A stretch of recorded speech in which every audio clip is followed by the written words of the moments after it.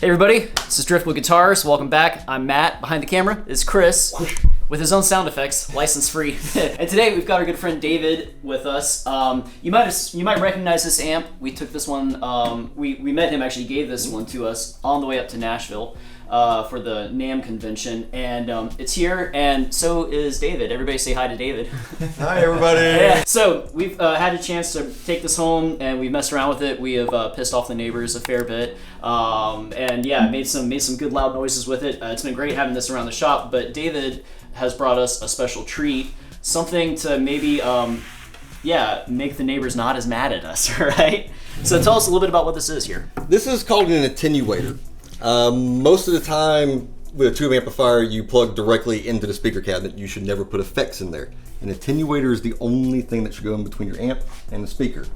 This basically, as Chris had talked about before with the sound energy of the string, where a lot of it is wasted as heat, what we want to do is quiet this amplifier down after it's gotten all the nice distortion and everything.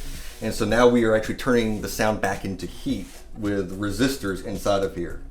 And I decided to build this in a old ammo can because of the connection that you all have with the military. So I thought it was kind of cool, and it works out. And you can put all your gig stuff in there, t-shirts, signs. Yeah, he brought a sign. This is also custom made. No Stairway, Freebird, or Wonderwall. I love it. So put all that in there for you if you would like, and you can continue to use it. But yeah, this is going to really quiet this amplifier down and make it more user friendly without sacrificing any tone, right? You'll lose a little bit, but But it's the most of it's going to be there. So tell us a little bit about what's in here. What are the components? Basically in here. Now let's see. I'm going to turn this off. Yeah.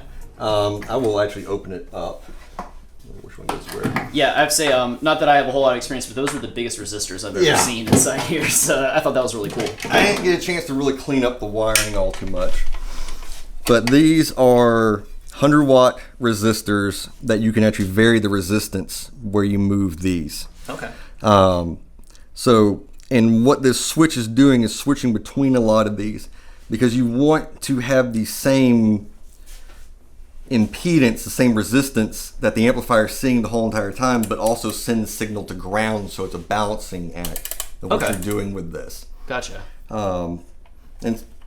And so tell me, did you, whenever you're, this is variable, did you have to sit here with a voltmeter and find these locations on the resistors, or did you just kind of intuitively know? Yeah, on this one, you definitely do want to make sure that you get it correct, because the little mismatches in impedance can change the tone of the amplifier.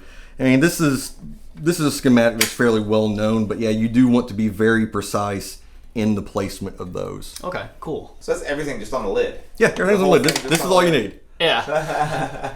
This is all you need. And then put whatever. Empty ammo can, t-shirts, whatever you want to throw out into the crowd. Yeah.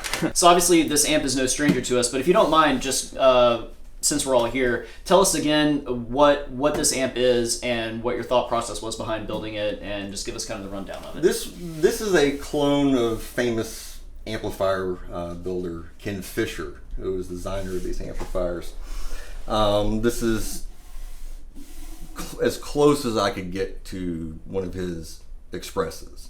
Right. Well, because he was kind of eccentric. He had we were talking a little bit before the cameras even rolling about his insistence on certain capacitances and certain resistors and whatnot. Yeah. In order for me to completely understand what these amplifiers are about, you build one. You get into it and understand what this does, why he chose this here, and really just completely understand what they're about, and that different side of the power tube distortion. That's the good classic rock sound that everybody loves and loves to emulate, but it comes at a very high volume level. And this is running using two EL34 power tubes, which is the famous ones used in Marshalls and such. A very British sounding output tube, and three 12AX7 preamp tubes in here. That a lot of them, or two of them, are vintage tubes, and one was new production tube. And swapping those tubes around helps voice the amplifier as well. Yeah. That it is as close as I believe I could come to that circuit. Really cool. So tell me a little bit about what voicing were you hoping to achieve? Like, what was your process on figuring that out? Well, I've watched a lot of videos of other people who own those amplifiers, and the circuit is documented out there on the internet, but it's all of the fine tuning. Yeah. Of that doesn't quite sound right to me. So how do I change it and kind of go, okay, maybe this value is slightly off. Right. And put a different value in there, like, okay, now that works. And the Expresses were very much a higher gain amplifier for the 80s. That hair metal, almost JCM 800 as a reference amplifier. Okay. Marshall, it sits in between the classic Plexi of like Led Zeppelin and such, right, to the JCM 800 that was very popular in the 80s. And this gets the sound that I was going for, a real rock amp. Yeah. But I can personally attest, it does rock. Yeah. And still that classic touch sensitivity of, lightly picking it cleans up, and then you dig into it and it gives. Yeah. And gives. Yeah. And then some. Rhett's, his video editor was there when we showed him this, and he's a jazz guitarist and was getting some beautiful tones out of it. It was crazy. After Rhett slayed it with it, and then we kind of caught him in the act. We came back from dinner and he was playing some really nice jazzy sounds too. It was crazy. Yeah. Yeah. No, man, and you replicated the cabinet here quite a bit like the original Trainwrecks, huh? Yeah. It's super cool. Yeah, it's an old pine ply cabinet. That's actually cherry on the front here. Just to give it that look and feel, because that's part of it too, is understanding the history, is just that look and feel. I mean, he never put amp handles on the top of his amplifiers. Oh, really? I didn't know that was unintentionally in the design. Yeah. Huh. He never did. Most of them were like flight cases you'd put out. And he was one of the, first boutique builders. Right. And a lot of people, tell stories of like, oh, well, I got my, Trainwreck from Kenny, and go to a club and play it for the first time, and people are going, yeah, what is this, wooden thing up there? Then they'd hear it and go, how do I get one? Yeah. Yeah. And they're just amazed by it. Yeah. This is one of the two boutique builders, the Trainwreck circuits and Dunbar, the two pinnacles of what most people go for, and sure, understanding that. Yeah. So in building this, what did you find, how long did it take you to build this, and in your refining process, like just ballpark, how many different combinations of like capacitors and resistors do you think you went through, even and tubes? Like what was your refinement process like? I was pretty much stuck with the iron as far as the output and the power transformer. That is all the same as when I started. Yeah. The coupling capacitors that are used in here in the preamp circuit, I've tried different ones that were of not the same type that he used, and finding that some of them were close, but that last final 1/10% was really dialing in the values needed, and specifically that type of capacitor that was in there helped get that. Is it known what kind of variance he had in his capacitances? And for if you're playing along at home, I only just learned this because I was testing capacitors here recently. There's a lot of variation. Just because you get a capacitor that has a certain value, that value can be off by 10, 20% even. 20% in some cases. Yeah, something like that. Yeah. So I mean, were his variances known, or was he pretty much getting face value out of his components that he's putting in here? He's a lot of man of mystery, so it's hard to really say, and especially the amplifiers we have now that people go in there and reverse engineer. Yeah, you don't know what they started out as. The values change over time. Sure. So if you measure something as 0.024, when he put it in there, it might have been 0.02 exactly. Right. So it's hard to know, but he was very particular about how everything went together in his amplifiers, and it's all just different flavors, just to taste. Cool. Oh yeah, let's flip this around and see the back side of this. Does that have the aluminum chassis? Yes. Yeah. Yeah, that's another. Talking about. Dan pointing out aluminum chassis is one of the keys as well. It has to do with the grounding because everything grounds into the chassis, Right. and so the aluminum will conduct better Oh, okay, cool. Yeah. versus steel. And you can look up online the tables of conductance for different materials. So, pardon my ignorance. Would you ever use like a more conductive chassis? Like, is that a thing? Like, Like a solid copper chassis. yeah. I mean, it get pricey. I know. It would. Yeah. It'd be interesting to try it. Yeah. But I find aluminum tends to be better than steel. Sure. There is a little bit of a sonic difference between the two, and the noise floor is the biggest thing. Right. Where you just have the amplifier on, and an amplifier like this that is so gainy, you want as low as much as possible from coming into the amplifier. Absolutely. Yeah. Best ground is always good. I love the old style labels on it too. Yeah. That's That's how the original Trainwreck. That's how they Yeah. were originally as well. That's killer. yeah, It's got attenuation. Yeah. dude. Yeah. Sweet. So I want to hear how it sounds.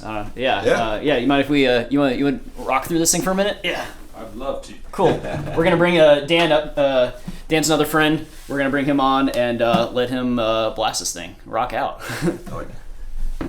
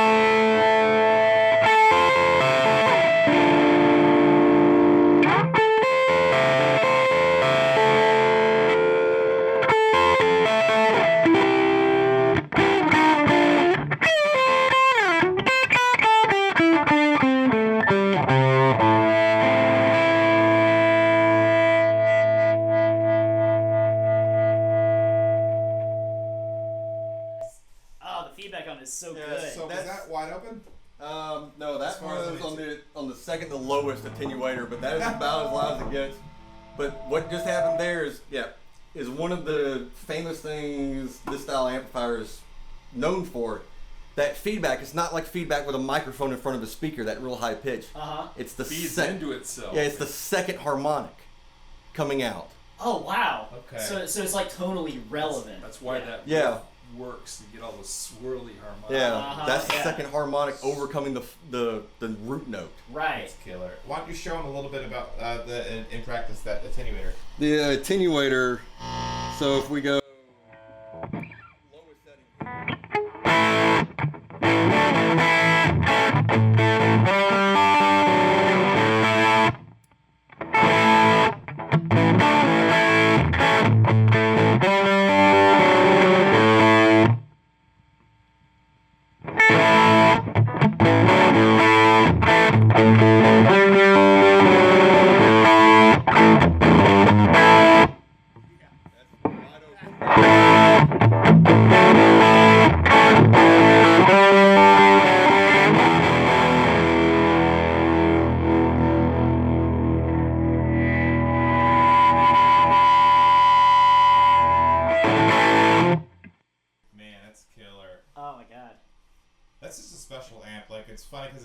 like stylistically the kind of music that I would like play. But there's something about the flavor of this amplifier that's just absolutely. Yeah, you wouldn't go out and play Robin Ford tunes. No, you That's why I said I wasn't gonna go to ZZ Top until I heard it going on. I'm like, oh, it's yes. funny. No, Yeah. you say that, but I think Rhett was making the same thing. Like, it just makes you do something different. it does. You're like, well, yeah. Dan said, right.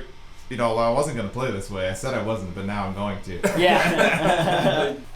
Well, that was loud in every good way possible. Yeah. I still got my hearing protection here. Dude, thank you so much. You're very welcome. This thing Thank you. is it's beautiful. I love it. It's exactly the ammo container was a good choice, I think. And yeah, all of the neighbors thank you also.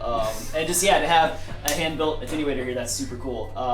So yeah, thank you Dan thanks. for your expertise. Yeah, If you guys want to know more about this, not this amp exactly, but Trainwreck amps in general, go look at the 5-watt world video that's on this. We'll put a link in the description below. But as always, thanks for hanging out with us, and thank you guys for making the trip down. That was this was special. Yeah, this was a fun. nice Oh, treat. yeah, it was Nice little collaboration we did. Yeah, I think that's what the cool kids say, right? We collabed. Oh yeah. So, all right, thanks guys. We'll see y'all later.